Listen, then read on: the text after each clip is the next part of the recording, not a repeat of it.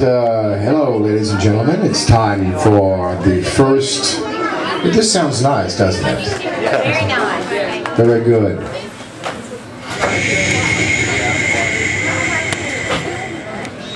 It's amazing the power of wind. We'd like to welcome you to the first reading of the spring semester of the Louisiana Review Poetry Series.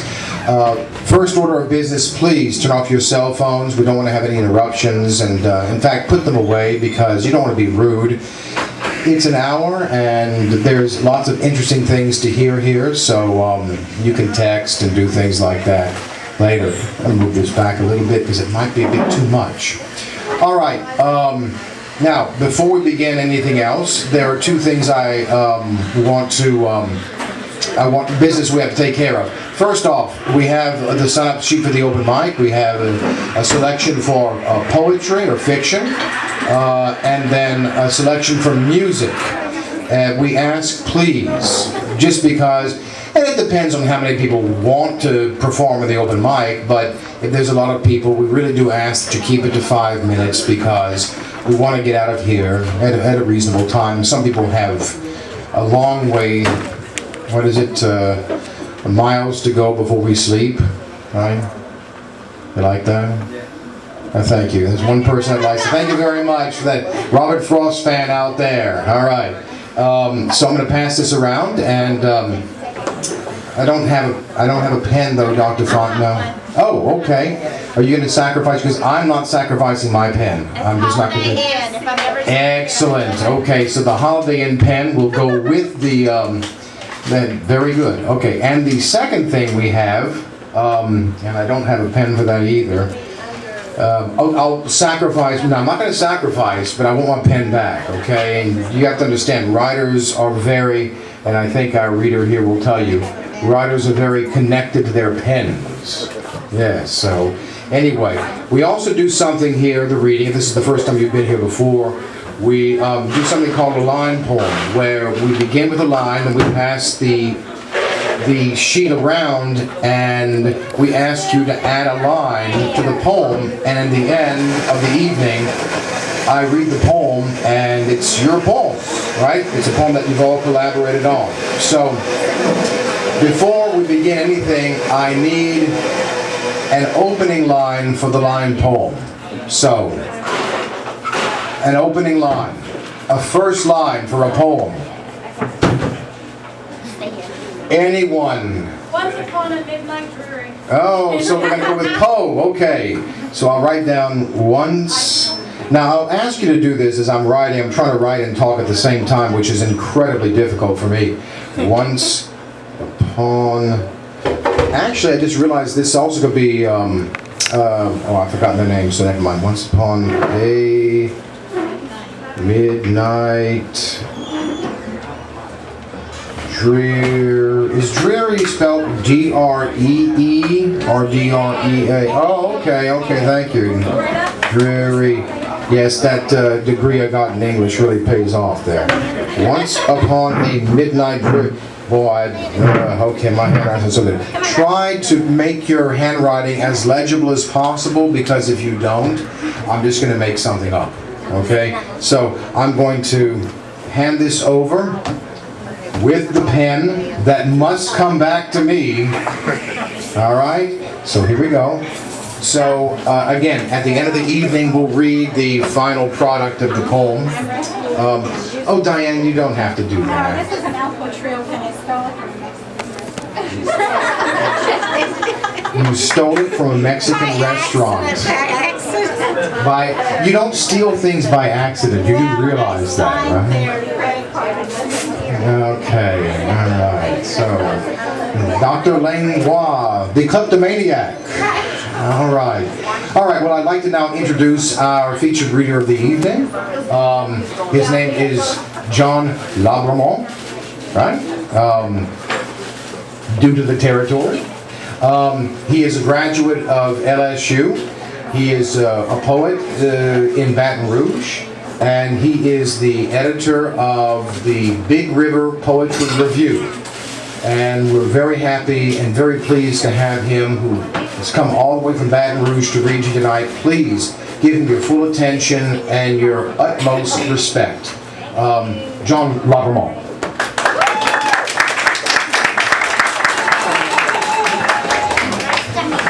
Thank you, Dr. Allman.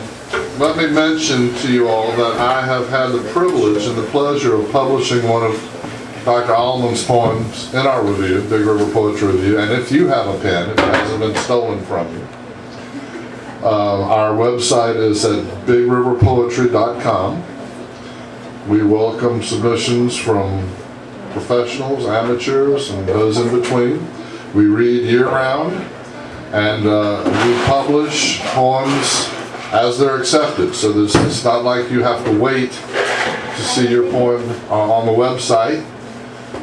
Whenever we accept a poem, it goes up right away.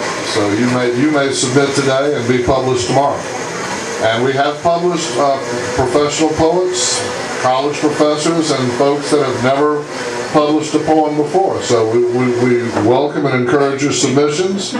I am presently working on the first print edition because once a year, or as we compile sufficient numbers of quality poems, we will go to print with them. So please send us your best work at bigriverpoetry.com, and I'd love to read it. Let me apologize to all for being a bit late. You will soon learn, if you have anything to do with the poetry world in particular, or the literature world in general, that nothing starts on time. Kind of like the Jamaicans say, soon come, man, soon come. But we are here, we are ready, and we appreciate your kind indulgences. And I'm going to read a few poems for y'all tonight, bearing in mind the youthfulness of some of our guests. Might have to edit a little bit, but we're going to try to keep it nice and tidy. This first one is kind of a long poem, a story poem about a small vignette of life that most folks that live in South Louisiana might have a chance to see once in a while. And this was captured in my memory many, many years ago and then written not so long ago. It's about a struggle as old as time itself, and it's called The Age-Old Struggle. Down where I come from, you will see all kinds of things. The real and the unreal. The magnificently beautiful and the fantastically ugly. Often close in place and time, as if by design. One hot summer afternoon, we drove down into the countryside to take a ride along Alligator Bayou, and yes, that's its real name. We pulled over and got out to take in the swampy scenery and watched a man trying to land a big catfish, literally. He was a small man, neither young nor old, and he had hooked the big one, the kind of which great fish stories are made. The fiery sun blasted a hole through the thick canopy of branches and leaves, forming a golden halo at the base of the steep bank, a shining arena for the gladiators of nature. The man's light tackle rod was bent nearly in two, and he tried to reel in the fish without horsing it and causing his 10-pound test line to snap and break. He got the fish up to the bank and tried to lift it out, but it was much too heavy. So, still clutching his rod with one hand, he went to his knees to retrieve his catch with the other. When the fish hit the air, it went into a flapping paroxysm, thrashing and rolling to try to throw the hook. It was a huge channel cat, 30 pounds or more, and looked half as big as the man. He dropped it onto the bank and tried to grab it with both hands, and it promptly finned him deep, blood spurting from a gashed thumb. The fish rolled down the bank, slipping the hook, and the man jumped on him with a howl of pain and rage, and the fight was on. The man kept trying to drag the fish up the 10-foot bank to level ground, but the fish, fighting for his life, kept breaking his hold and flopping back toward the dark waters of safety. The man, fighting for his dinner and his pride,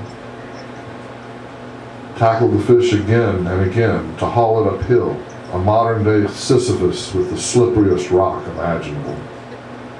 This went on for a quarter hour until the fish lay exhausted and still on the bank.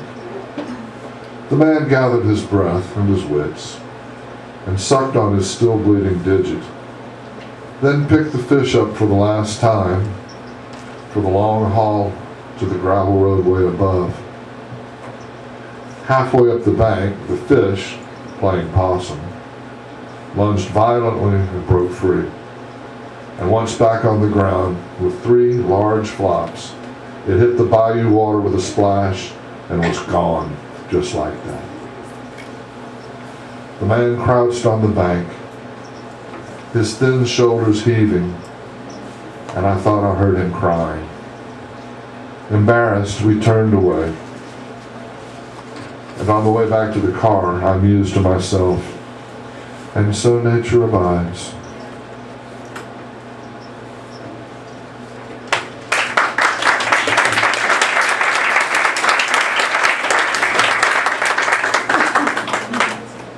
This one also is a poem of shorter one, about man's interaction with nature, his tendencies, his peculiarities, and tries to contrast his differences between that of the animal kingdom and the similarities as well. This one's called The Creation of Spaces. The violent slap of visqueen on plywood tells the howling wind's angry tale. Another new construction is ascending, and more free space will be enslaved. For mankind shares a certain penchant with birds, many rodents, and various insects, for enclosing the space around them with walls to separate, habitate, and procreate in stalls. No matter if the cubicle is large or small, it's the fact of walls that says it all. Whether cabin, mansion, confessional, or jail, man's need to envelope will always prevail. The abandoned abodes of animals can be as delicate as wasps' paper nests, or as sturdy as an old beaver lodge. But while mankind strives for permanence, the ravages of war or the forces of nature will reduce over time most man-created spaces to their original open and unapportioned state, and despite attempts to preserve and designate, ruins will eventually predominate the globe, eons before the sun finally explodes. But man's obsession with occupancy is distinguished and evidenced best by his reluctance to allow his dead to rest in the leaves and grasses of their mother, preferring instead to inter bones and flesh in special spaces crafted for each other.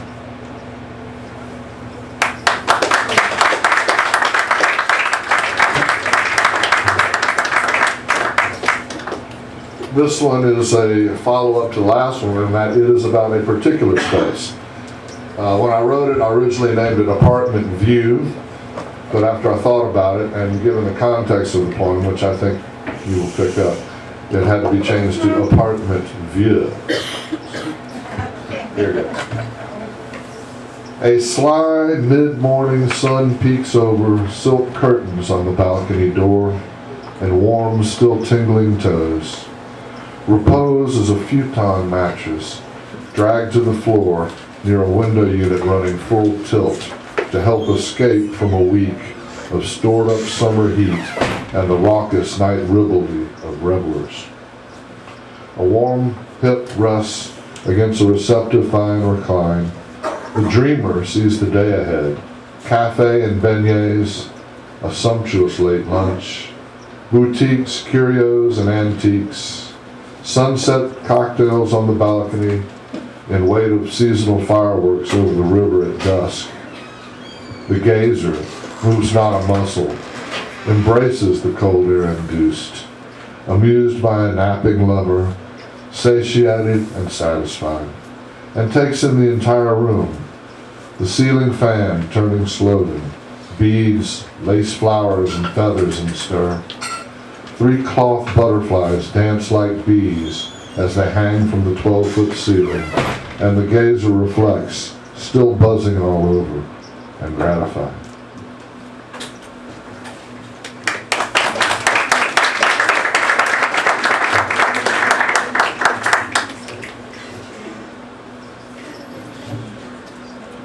As a poet, you have to consider all sources available to you, and I always urge students and young poets, aspiring poets, to never, ever ignore your own dreams.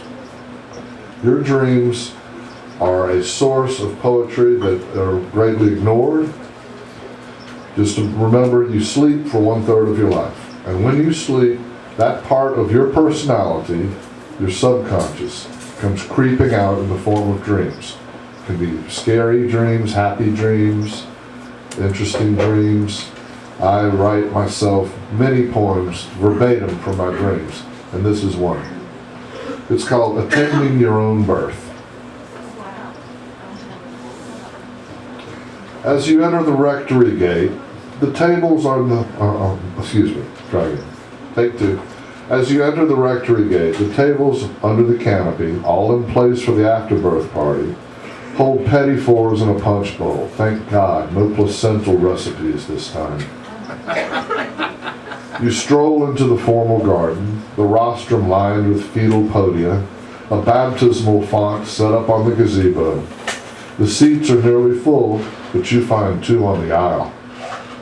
The rector's helper approaches nervously. Something, he relates, has gone wrong with your fetus.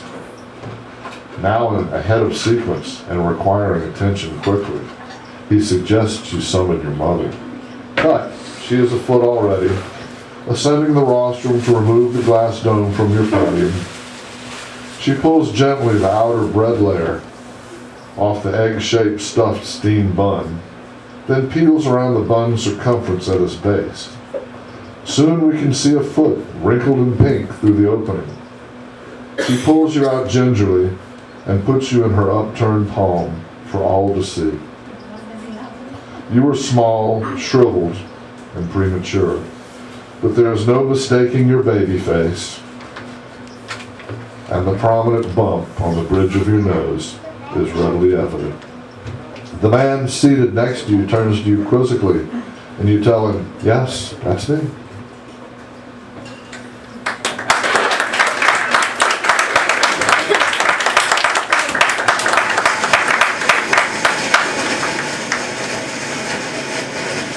Unlike most of you, my wife and I have been around a while, and we are in the process of making the clubhouse turn and heading for home, although we don't have grandchildren yet, so wish us luck. We have 3 lovely children.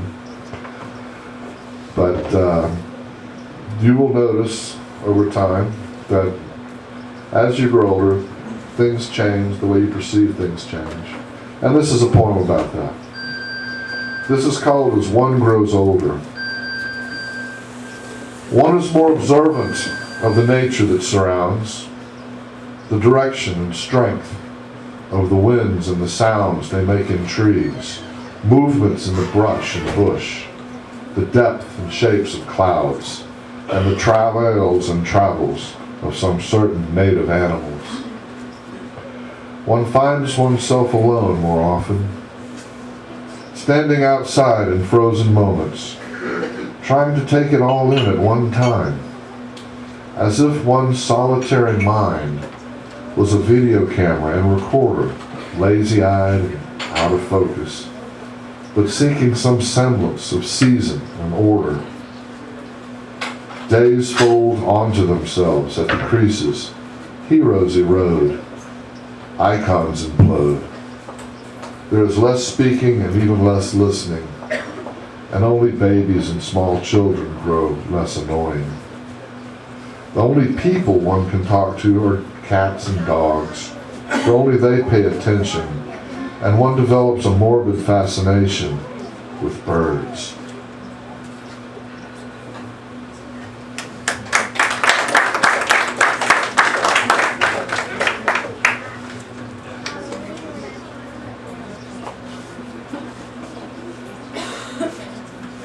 This is one written in response to the pain of a loved one. It's called Eat, Eat. I will block your senses. I will make you eat the ripened pond lotus risen high above the basin mud. The broadleaf oaks will bear a silent witness in the blinding sun of fall coming. The fig will bear its fruit in an attempt to distract you. Let the birds devour its bloated purple wear. The lotus will cry quietly as you take her in, her tears clear marbles rolling on the pads below. Chew the pulp slowly and crunch the seeds. Place the long stem to your cheek and make a wish, but don't tell me what it is. When you awaken, there will be a new tabby to climb your lap and kiss your lips, and you will hurt no more. Now eat, eat.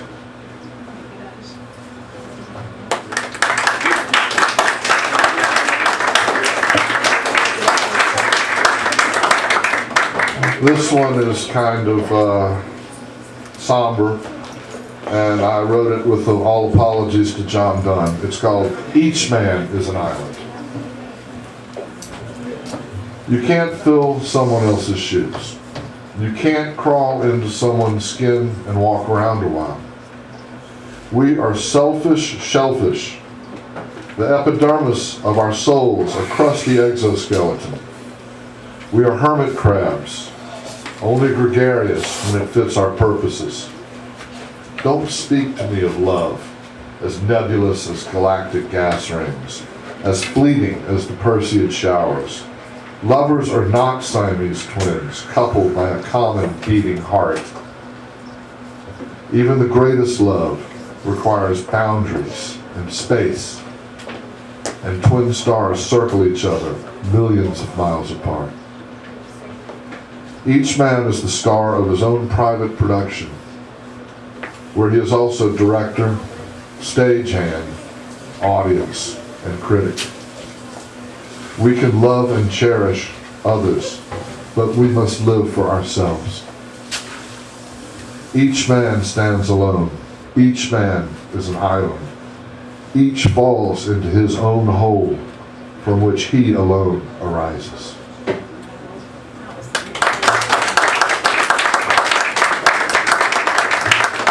I write so many poems about dreams, I finally decided to write a poem about poems about dreams. So this is it. It's called Of Dreams, and it's a rhyming poem, which I like to do sometimes. It goes like this. The noble dame did miss the mark to sleep, perchance to dream. For whether 'tis in light or dark, in sleep we always dream. Some dreams are lost in a gray blur, not waking up in time. Some dreams occur and then recur, their meanings deep, sublime. Some dreams I have are dear and sweet. Some dreams are murder's rage. Some dreams I send to you replete across this printed page. Someday I want a dream from which I will not awaken, an end to life without a hitch, if I'm a lucky one.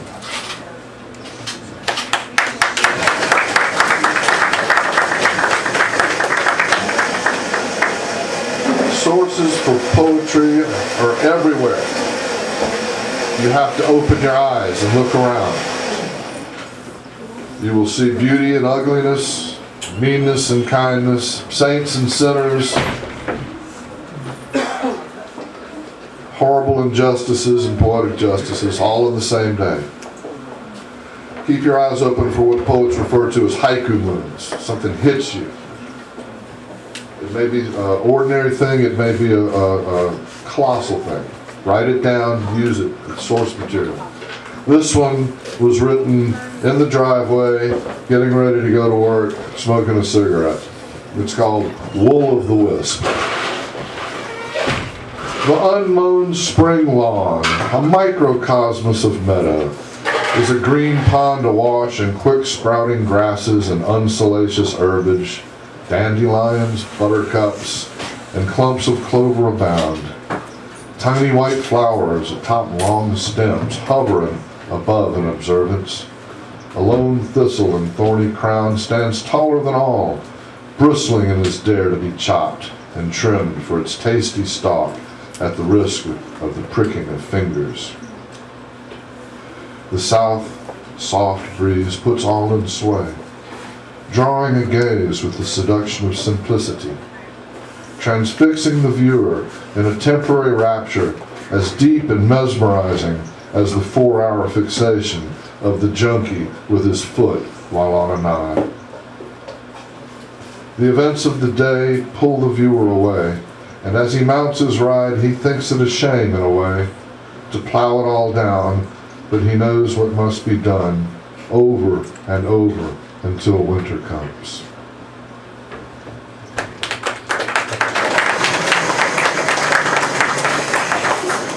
This was a haiku moment I had not long ago. Just a glimpse as I drove down the road. And I actually turned this into a prose poem, which is in prose form, something very unusual for me. And I don't know if I'll ever do it again, but since I did one, here it is. It's called 3 Dogs and a Man. 3 dogs and a man stand in the rain at the edge of a flooded creek, now a small lake. The man's house is on a slight rise, but a field away. The man aimlessly throws a stick into the shallows, which the dogs retrieve. The man wonders, when will the rain stop? How high will the water go? How much does his wife know? When will she find out the rest? And whether there is a God? The dogs don't care about any of this.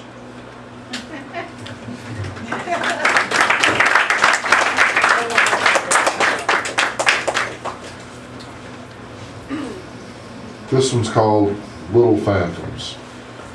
And it's about the process of aging. Looked at in a slightly different light. Little phantoms. The sense of movement in a still life where nothing moves. A fleet apparition in the periphery of a poor vision. An ache of heart for the wicked want of a juicy tart. A reflection on sin and the guilt that follows deep within. A dream of the past when the children were still children. The thirst of a soul never quenched to satisfaction. The shadow of doubt in an old face at the finish line.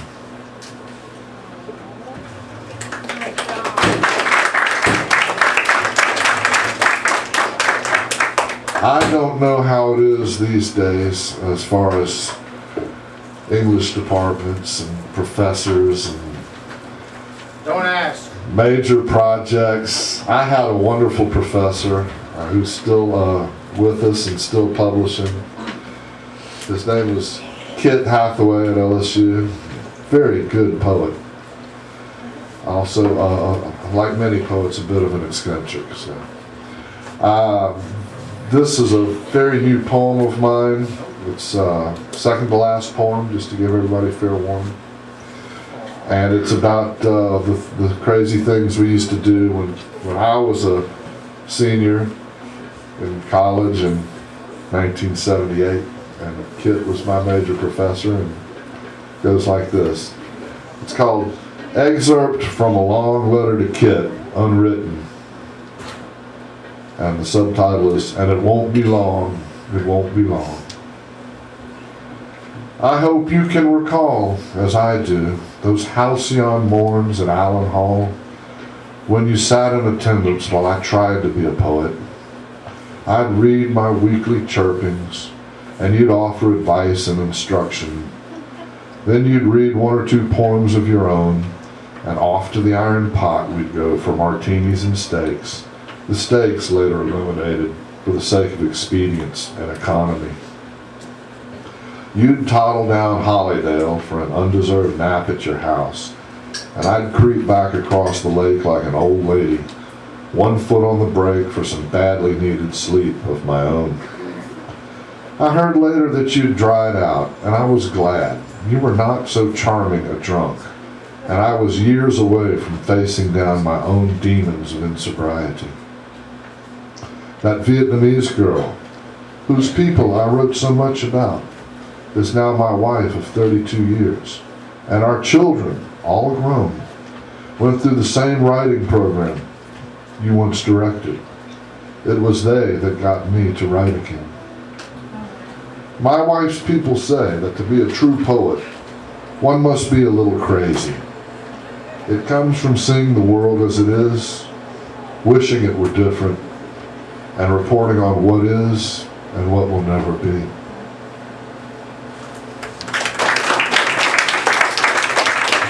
Not quite done. Part 2, I guess. A poet wears many cloaks, including those of a philosopher, magician, juggler, and magi, a correspondence, detective, and despondent. He is both a beggar and a king, his garments rich and poor, all pierced by daggers of self-doubt. It is a wonder, then, why more poets are not suicide. But then again, they are, whether by shotgun, cigarette, or pickling juices. And after a 30-year layoff and a 4-year return to the fold, it is hard for me not to say that poets spend their lives struggling to escape the straitjacket of banality, trying to be lucid and not putrid. But once free, they stand naked, howling in the cold rain and snow, jumping up and down in the hope that the people inside will see their bouncing, shriveled little private parts and take notice. And this applies equally to the girls. I am a poet, and I was then. I guess we were born that way.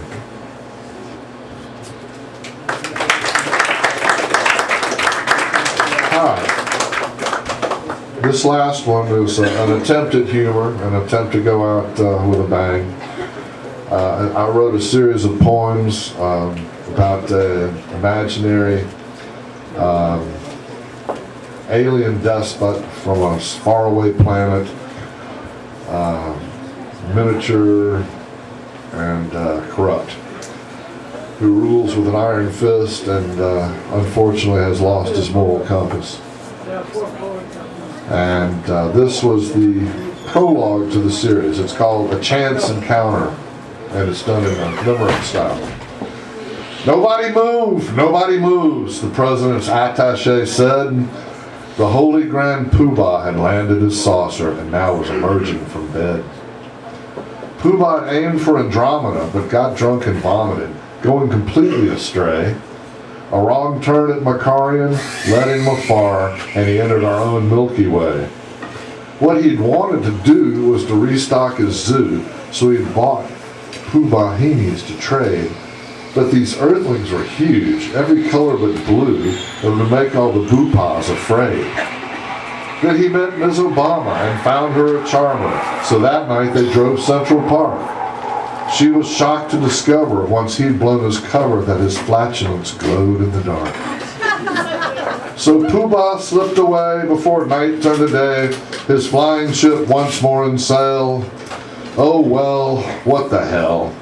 But from a shell, I'd blast them to hell. Thank you. BigRiverPoetry.com. Send me your best work. You might be surprised. Thank you again. Thank you, Dr. Allen. Very nice. Thank you, Thank Sean. you. Thank you.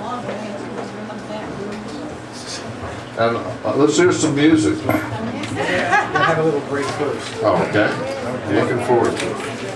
All right, once again, give a big hand out for John Lambremont. And now we'll take a short break. Please go ahead and get yourself some refreshments, and then we'll begin the open mic. Okay?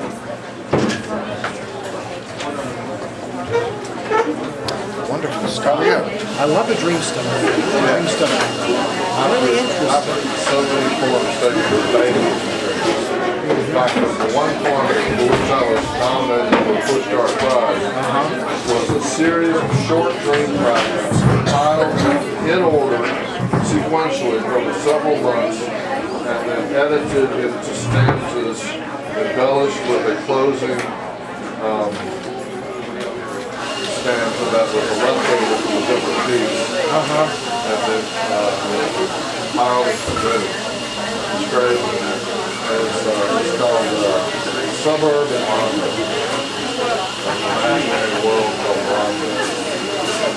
That's really nice. I really like a lot of the first piece was very nice as well. And I generally gauge by, to see what the audience reacts to. And I know they reacted to that the fishing story very well. I was there. I was Uncle Charles.